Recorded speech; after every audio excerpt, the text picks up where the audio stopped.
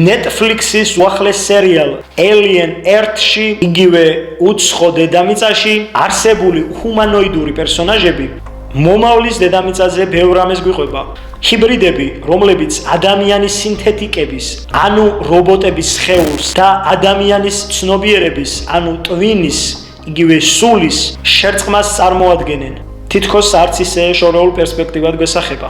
დედამიწა მალე მიაღწევს იმ განვითარებას, როცა ადამიანები მოისურვებენ უკვდავებას, ანუ მათ სხეულზე დროის არ გავრცელებას, ანუ არ დაბერებას. და შესაძლოა ამ ყველაფერში გამოიყენონ სხვა სხეული და ამ სხეულში გადაიტანონ მათი სული, იგივე ტვინი. ვინაიდან სული შექმნა ღმერთის ნებაა და ადამიანის სულსაც უფალი განაგებს, ნებისმიერი სინთეტიკის შექმნა და მასში ადამიანის სულის გადატვირთვა ნიშნავს ღმერთთან ღია ომს.